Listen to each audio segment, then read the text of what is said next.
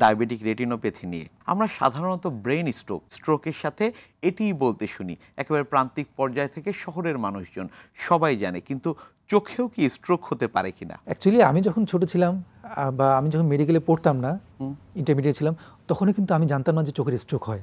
আচ্ছা, আমি যখন ফাইনাল ইয়ারে আসি, চোখ নিয়ে পড়াশোনা শুরু করেছিলাম, তখন দেখলাম যে চোখের স্ট্রোক নামে একটা টপিক আছে।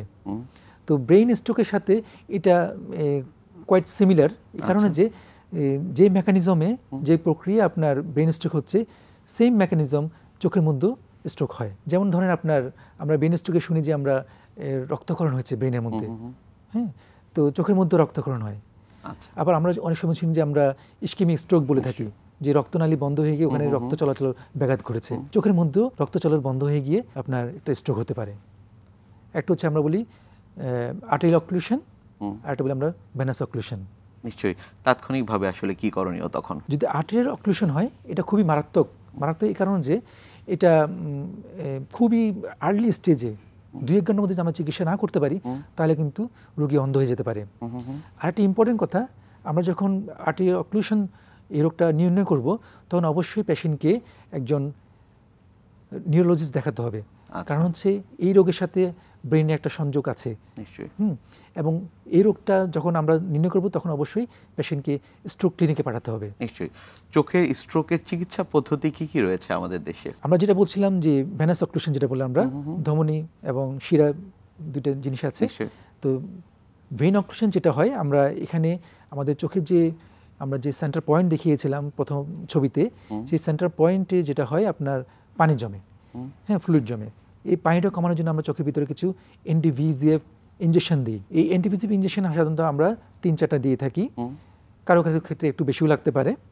তো যখন এই পানিটা কমে যায়, তখন আমরা আরেকটা টেস্ট আছে, চোখের পরীক্ষা আছে, আমরা বলি চোখের অ্যাঞ্জিওগ্রাম। এই টেস্টটা করে আমরা দেখি যে তার লেজার লাগবে কিনা।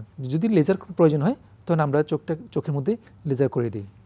নিশ্চয়ই। তো 2টা চিকিৎসা আমরা করে থাকি, একটা হচ্ছে ইনজেকশন আর একটা হচ্ছে লেজার। নিশ্চয়ই। সময় মতো বা সঠিক সময় যেটি আমরা বলে থাকি, সেই সময়ের মধ্যে যদি চোখের স্ট্রোকের চিকিৎসা না করানো হয়, পরবর্তী জীবনে আসলে কি সমস্যা হতে পারে? সময় মতো যদি কোনো রোগের চিকিৎসা না করা হয়, বিশেষ করে আমাদের যে স্ট্রোকের চিকিৎসার ক্ষেত্রে আমি যেটা বলি, আপনার প্রথম অবস্থায় আমরা ইনজেকশন কথা বলেছি, এরপর লেজারের কথা বলেছি। আমরা যখন চোখের ভিতরে স্ট্রোকের কারণে চোখের পানি জমে, এর কারণে যে আমরা ইনজেকশন না দিই, তাহলে তার দৃষ্টি শক্তি ব্যাঘাত ঘটবে, সে কম দেখবে। আরেকটা হচ্ছে, এটা যদি দীর্ঘ সময় কয়েক মাস পেরিয়ে যায়, তখন যেটা হয়, এই যে জায়গায় স্ট্রোকটা হয় তার চারপাশে আস্তে আস্তে নতুন রক্তনালী তৈরি হয়। যেহেতু আমরা বলেছি এখানে রক্ত প্রবাহ বন্ধ হয়ে গিয়ে এই রোগটা হয়েছে, তখন ওই যে জায়গাটায় রক্ত প্রবাহ বন্ধ হয়ে গেছে, ওখানে তো তার নিউট্রিশন, অক্সিজেন দরকার আছে। এই জন্য যেটা হয়, বিজিএফ রিলিজ হবে, এটা হরমোন। এই হরমোনটা যেটা করে, নতুন রক্তনালী তৈরি করে। এই রক্তনালীগুলো নর্মাল রক্তনালীর মতো প্যাটার্নে থাকে না, এগুলো আস্তে আস্তে সামনের দিকে চলে এসে আমাদের চোখের সামনের আইরিশে চলে আসবে। এবং আমাদের যে চোখের যে পানি অ্যাকুয়াস হিউম্যানের যে প্রবাহ হয়, এটা যে ড্রেনেজ সিস্টেম, ওখানে ব্যাঘাত ঘটবে এবং চোখের প্রেশার বেড়ে যাবে। এবং একসময় গিয়ে চোখ মারাত্মক ব্যথা হবে এবং চোখের প্রেশার বেড়ে গিয়ে একসময় মানুষ অন্ধ হয়ে যাবে এবং দেখা যায় যে অনেক সময় চোখটা ফেলেও দেওয়া লাগতে পারে। তো এই জন্য বলি যে এই রোগের চিকিৎসা অবশ্যই তৎক্ষণাৎ করতে হবে, তা না হলে দৃষ্টিশক্তি ব্যাঘাত ঘটবে এবং একসময় গিয়ে হয়তো চোখ ফেলে দেওয়া লাগতে পারে। আমরা অনেকে চোখে আসলে মাইনাস পাওয়ার দেখতে পাই, পরবর্তী জীবনে তাদের চোখের রেটিনায় কি সমস্যা দেখা দিতে পারে? আচ্ছা, মাইনাস পাওয়ার আমাদের অনেকেরই হয়, বিশেষ করে বাচ্চাদের ক্ষেত্রে মাইনাস পাওয়ারটা দেখা যায়।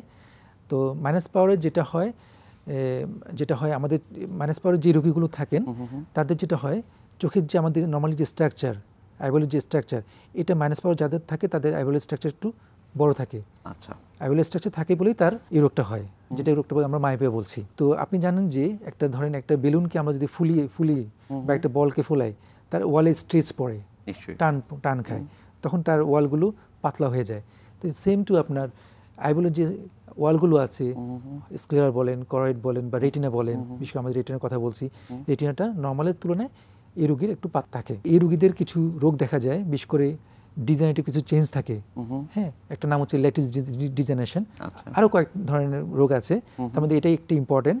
কারণ এই রোগটা থেকে অনেক সময় কি পর্দা ছিঁড়ে যাওয়ার একটা ঝুঁকি থাকে।